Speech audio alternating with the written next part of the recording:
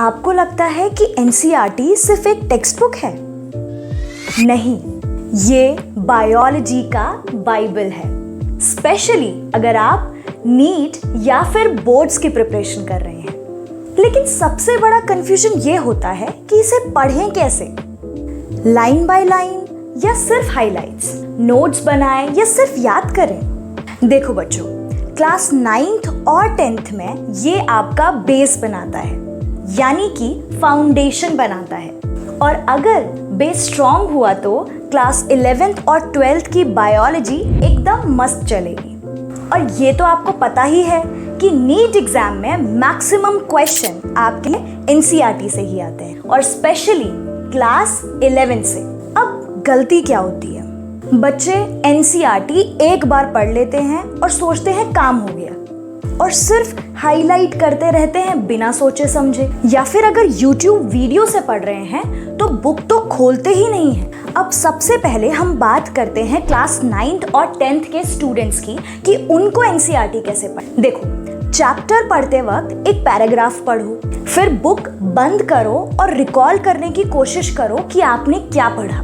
जो simple keywords हैं उनका एक माइंड मैप बनाओ। हर बार सिर्फ देख के डायग्राम नहीं बनाना है। अब बात करते हैं क्लास 11th और 12th स्टूडेंट्स की। देखो बेटा, लाइन बाय लाइन पढ़ना है। हर एक लाइन, हर एक वर्ड इंपॉर्टेंट है।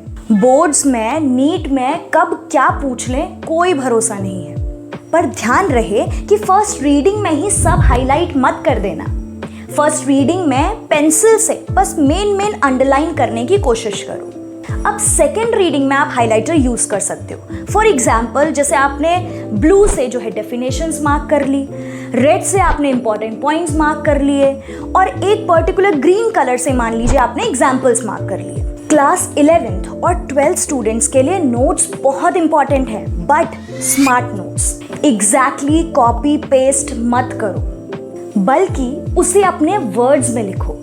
Flow charts, important points, NCERT के डायग्राम्स, इनको रिपीटेडली करो। और हाँ, एक रिवीजन कॉपी बनाओ जिसमें वही पॉइंट्स लिखो, वही चीजें लिखो जो बार बार आप भूल जाते हो।